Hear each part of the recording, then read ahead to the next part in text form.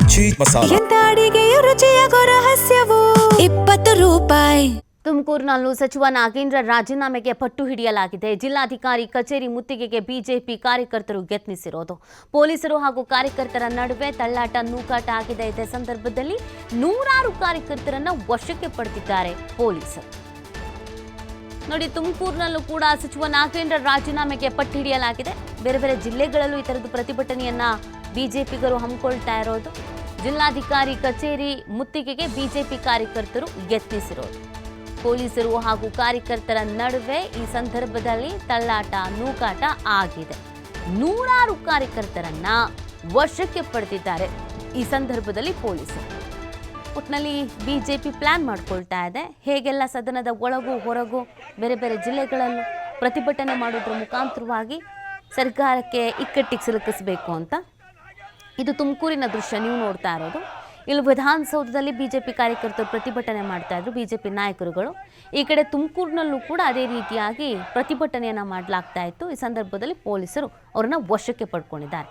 ನೂರಾರು ಸಂಖ್ಯೆಯಲ್ಲಿ ಕಾರ್ಯಕರ್ತರು ಪ್ರತಿಭಟಿಸ್ತಾ ಇದ್ರು.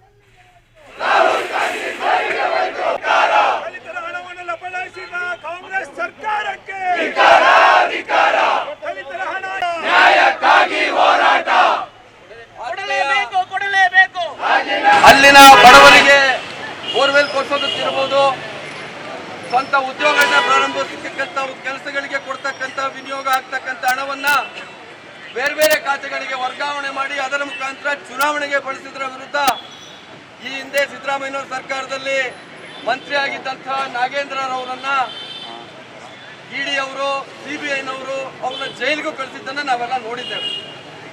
ಆದರೂ ಕೂಡ ಇವತ್ತು ಈ ಬಾರಿ ಡಿ ಕೆ ಶಿವಕುಮಾರ್ ಸಂಪುಟಕ್ಕೂ ಕೂಡ ಅವರಿಗೆ ಅವಕಾಶವನ್ನು ಕೊಟ್ಟು ಹೋರಾಟವನ್ನು ಮಾಡ್ತಿದ್ದಂಥ ಸಂದರ್ಭದಲ್ಲೇ ನಾವೇನು ಬೇಕಾದ್ರೂ ಮಾಡ್ತೀವಿ, ನಮ್ಗೆ ಅಧಿಕಾರ ಇದೆ ಅಂತಕ್ಕಂಥ ದರ್ಪದಿಂದ ಅವ್ರಿಗೆ ಇನ್ನೂ ಒಂದು ಖಾತೆಯನ್ನು ಎಕ್ಸ್ಟ್ರಾ ಅಂತ ನಾವು ನೋಡಿದ್ದೇವೆ. ಅಲ್ಲಿನ ಬಡವರಿಗೆ ಬೋರ್ವೆಲ್ ಕೊಡಿಸೋದಕ್ಕಿರ್ಬೋದು, ಸ್ವಂತ ಉದ್ಯೋಗಗಳನ್ನ ಪ್ರಾರಂಭಿಸತಕ್ಕಂಥ ಕೆಲಸಗಳಿಗೆ ಕೊಡ್ತಕ್ಕಂಥ ವಿನಿಯೋಗ ಆಗ್ತಕ್ಕಂಥ ಹಣವನ್ನ ಬೇರೆ ಬೇರೆ ಖಾತೆಗಳಿಗೆ ವರ್ಗಾವಣೆ ಮಾಡಿ ಅದರ ಮುಖಾಂತರ ಚುನಾವಣೆಗೆ ಬಳಸಿದ್ರ ವಿರುದ್ಧ ಈ ಹಿಂದೆ ಸಿದ್ದರಾಮಯ್ಯ ಸರ್ಕಾರದಲ್ಲಿ ಮಂತ್ರಿ ಆಗಿದ್ದಂಥ ನಾಗೇಂದ್ರರವರನ್ನ ಇಡಿ ಅವರು, ಸಿಬಿಐನವರು ಅವ್ರನ್ನ ಜೈಲಿಗೂ ಕಳಿಸಿದ್ದನ್ನು ನಾವೆಲ್ಲ ನೋಡಿದ್ದೇವೆ. ಆದರೂ ಕೂಡ ಇವತ್ತು ಈ ಬಾರಿ ಡಿ ಕೆ ಶಿವಕುಮಾರ್ ಸಂಪುಟಕ್ಕೂ ಕೂಡ ಅವರಿಗೆ ಅವಕಾಶವನ್ನು ಕೊಟ್ಟು ಹೋರಾಟವನ್ನು ಮಾಡ್ತಿದ್ದಂಥ ಸಂದರ್ಭದಲ್ಲೇ ನಾವೇನು ಬೇಕಾದ್ರೂ ಮಾಡ್ತೀವಿ, ನಮ್ಗೆ ಅಧಿಕಾರ ಇದೆ ಅಂತಕ್ಕಂಥ ದರ್ಪದಿಂದ ಅವ್ರಿಗೆ ಇನ್ನೂ ಒಂದು ಖಾತೆಯನ್ನು ಎಕ್ಸ್ಟ್ರಾ ಅಂತ ನಾವು ನೋಡಿದ್ದೇವೆ.